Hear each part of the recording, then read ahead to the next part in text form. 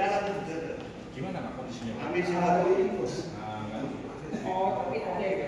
Islam Negeri Maulana Malik Ibrahim Malang. Dan tentu saja di kesempatan di pagi hari ini, tentunya sebelum kita akan buka acara kita, akan ada menyanyikan bersama lagu kebangsaan Indonesia Raya. Warahmatullahi wabarakatuh. Selamat pagi menjelang siang. Salam sejahtera untuk kita semua. Om Swastiastu, Namo Buddhaya. Salam kebajikan. Salam Indonesia Maju. Yang terhormat Wakil Menteri Hak Asasi Manusia Republik Indonesia Bapak Mugianto. Yang terhormat Rektor Universitas Islam Negeri Maulana Malik Ibrahim Bapak Muhammad Zainuddin dan seluruh sivitas akademika. Yang terhormat Profesor Rumadi, staf ahli bidang penguatan reformasi birokrasi dan legislasi. Yang terhormat staf khusus Menteri Hak Asasi Manusia bidang isu strategis Bapak Fajrimi Agofar. Yang kami hormati narasumber anggota Dewan Perwakilan Daerah Republik Indonesia Daerah Pemilihan Jawa Timur, Ibu Lia Isti Mama. Yang kami hormati Dr. Kiai Haji Isro Punaja, MAG, Wakil Rektor Bidang Kerjasama dan Pengembangan Lembaga. Teman-teman mahasiswa dari Universitas Islam Negeri Maulana Malik Ibrahim Kota Malang yang saya banggakan serta rekan-rekan jurnalis yang berbahagia. Puji dan syukur alhamdulillah atas berkat rahmat Allah Subhanahu wa taala sehingga kita semua masih diberikan nikmat sehat jasmani dan rohani, berkesempatan untuk dapat hadir pada kegiatan penandatanganan MOU dan penguatan kapasitas HAM bagi komunitas mahasiswa di kampus Universitas Islam Negeri dalam keadaan sehat walafiat. Perkenankanlah kami mengucapkan terima kasih dan penghargaan yang sebesar-besarnya kepada Wakil Menteri Hak Asasi Manusia Republik Indonesia Bapak Mugianto beserta jajarannya, Universitas Islam Negeri Maulana Malik Ibrahim Malang, Dewan Perwakilan Daerah Republik Indonesia, dan para stakeholder baik dari kementerian, lembaga akademisi, dan media atas komitmennya dalam mendukung kegiatan penguatan hak asasi manusia pada hari ini sebagai bentuk budaya penghormatan terhadap hak asasi manusia. Perguruan tinggi memiliki peran strategis dalam pembangunan nasional, termasuk dalam hal pemajuan dan penegakan hak asasi manusia. Mahasiswa sebagai agen perubahan perlu dibekali pemahaman yang komprehensif mengenai nilai hak asasi manusia agar mampu memberikan kontribusi secara aktif dalam masyarakat. Universitas Negeri Malang sebagai salah satu pusat pendidikan Islam modern menunjukkan komitmen dalam membangun kesadaran sosial dan nilai-nilai keadilan. Atas dasar tersebut, kami menginisiasi melaksanakan kegiatan penandatanganan MOU dan penguatan kapasitas HAM bagi komunitas mahasiswa di kampus Universitas Islam Negeri sebagai wujud integrasi antara nilai-nilai keislaman, akademik, dan hak asasi manusia sebagai satu kesatuan dalam pengembangan karakter mahasiswa. Pertama, meningkatkan kolaborasi antara kantor wilayah Kementerian Hak Asasi Manusia Jawa Timur dan Universitas Islam Negeri Kota Malang dalam bidang pendidikan, penelitian, dan pengabdian masyarakat. memberikan pemahaman kepada mahasiswa terkait peran dan tantangan HAM di era modern. 3. Menguatkan peran perguruan tinggi dalam mendukung program prioritas nasional terkait penghormatan, perlindungan, dan pemajuan hak asasi manusia. Peserta terdiri dari mahasiswa-mahasiswi Universitas Islam Negeri Maulana Malik Ibrahim. Nama pimpinan, saya mengucapkan selamat datang kepada Bapak Bukianto, Wakil Menteri Hak Asasi Manusia beserta istri dan juga para tim.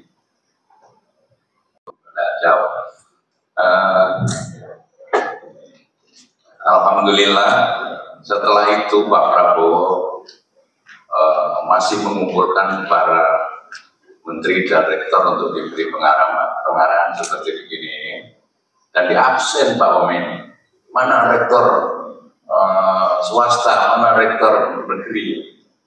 Ya, kita terpaksa angkat tangan untuk menunjukkan wajah. Kami ingin menyampaikan sekilas tentang UIN Malang supaya panjenengan lebih dekat dengan UIN Malang. UIN Malang ini adalah universitas terbuka, tapi bukan UT, Pak Wamen.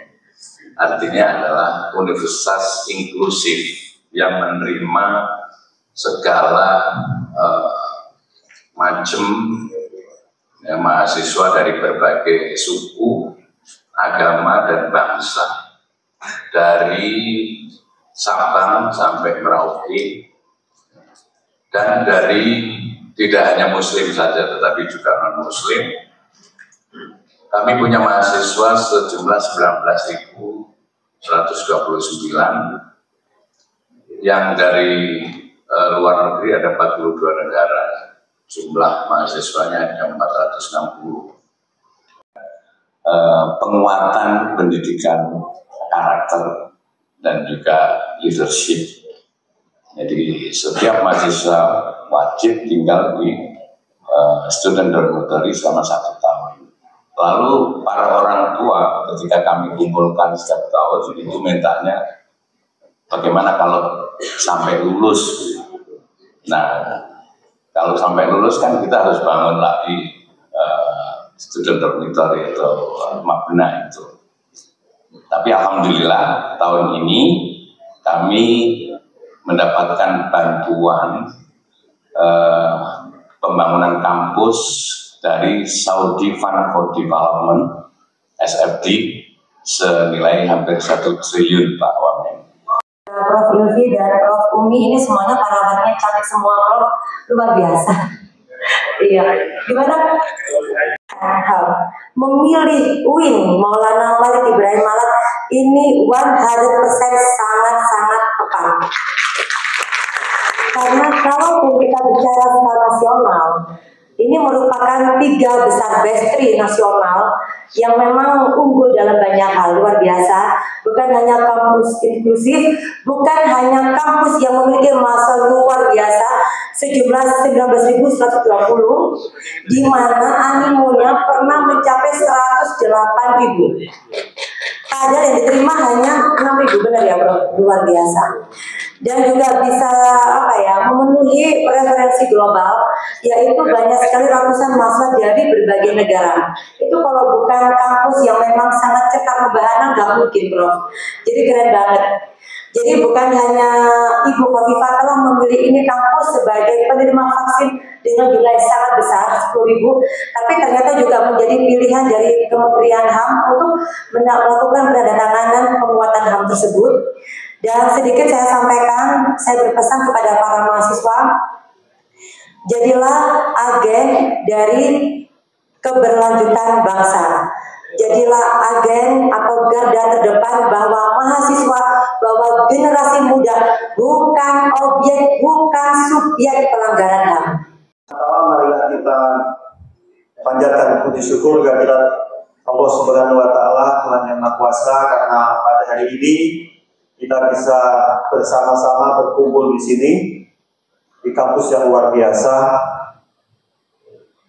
Ini tadi sebelum Pak Rektor datang, saya ditunjukkan dari diperkenalkan untuk melihat market proses pembangunan kampus yang luar biasa ini yang disupport oleh Saudi Development Fund.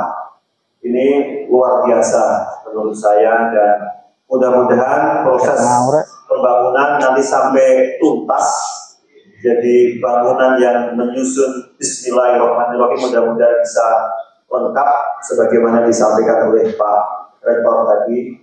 Dan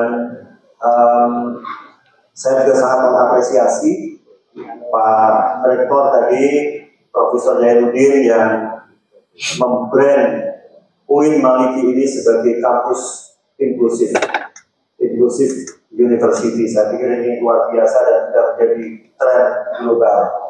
Dan saya mohon maaf, waktu saya kebetulan ini tidak terlalu banyak, Prof. Jadi jam 4 itu sudah harus berada di Surabaya. Jadi saya, dan masih ada satu agenda lagi setelah di kampus ini, kami akan mengunjungi salah satu keluarga korban pelanggaran HAM berat di sini, sehingga nanti kami harus berbagi waktu, dan mohon maaf belum bisa memenuhi undangan Prof. Jainuddin tadi. Bersama kali ini kita saksikan bersama dari media sesi serupa berlatar nota kesepakatan MOU antara Kementerian Hak Asasi Manusia dengan UIN Kota Malang dengan Dewan Pegang Kesukaan Hak Asasi Manusia dalam pidana perburuan itu.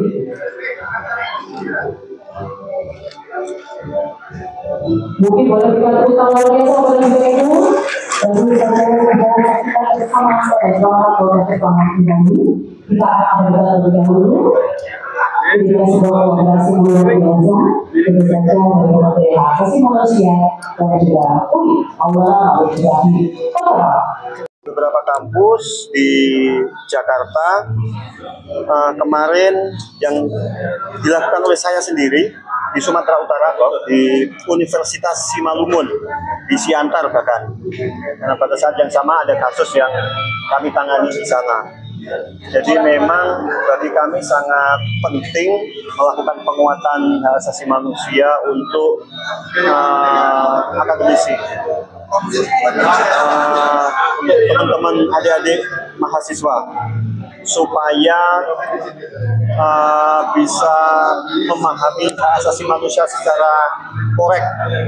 Karena ada beberapa hal, sebagai contoh misalnya ada yang menafsirkan misalnya adalah atas nama freedom of expression, misalnya ya, atas nama kebebasan berekspresi. Kebebasan berekspresi itu adalah hak asasi manusia. Tetapi atas nama freedom of expression, teman-teman misalnya melakukan hate speech, hoax, itu bukan human rights sebetulnya. Jadi itu salah satu contoh mengapa penting bagi anak-anak muda ya, untuk memahami hak asasi manusia lebih proper. Dan kami kesini tadi saya sampaikan bahwa daya etis mahasiswa itu tetap harus dipertahankan, harus diperkuat. Kami sebagai pemerintah di Kementerian Hak Asasi Manusia sebagai penanggung jawab hak asasi manusia itu sangat ingin mendapatkan peringatan terus, masukan terus dari para mahasiswa supaya hak asasi manusia yang diprogramkan oleh pemerintah, tujuan presiden membentuk Kementerian Hak Asasi Manusia itu kan untuk memperbaiki situasi hak asasi manusia supaya itu benar-benar terjadi. Jadi tidak hanya membentuk Kementerian HAM-nya untuk membentuk, itu tidak, tapi untuk menjalankan tanggung jawab kami. Tanggung jawab kami itu apa ya? Tanggung jawab melindungi hak asasi manusia, melindungi hak sipil dan politik, kebebasan berorganisasi, berekspresi, dan juga memenuhi hak asasi manusia, hak atas pendidikan, kesehatan, pekerjaan. Jadi hak asasi manusia itu kami akan tempatkan secara proporsional, tidak hanya hak sipil politik saja, tapi juga hak ekonomi sosial budaya. Dan selama ini hak ekonomi sosial budaya itu belum dilihat sebagai hak asasi manusia.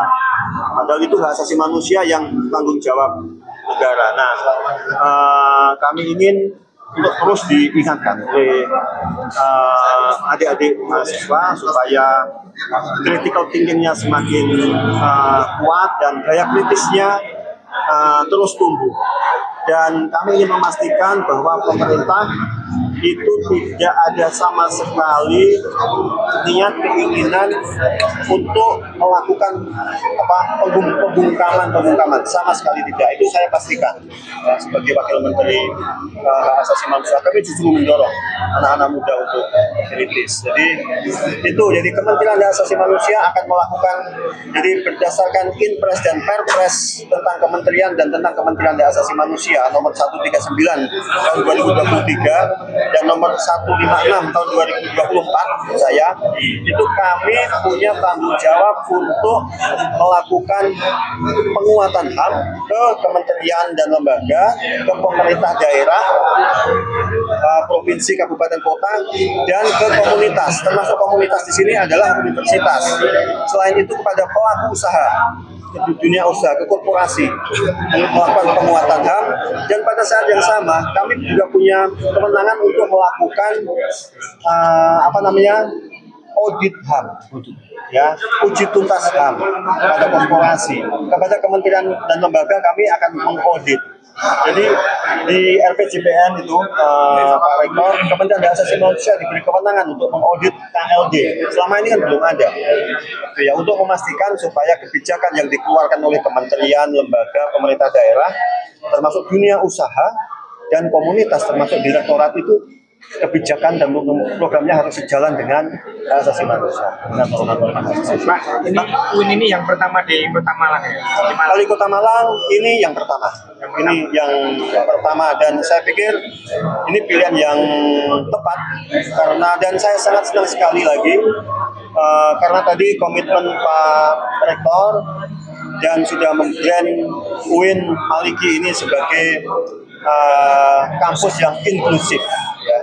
Karena saya pikir sebuah lembaga dalam konteks hak asasi manusia, ya, bagaimana situasi hak asasi manusianya, baik apa tidak, itu ditentukan oleh top leadernya.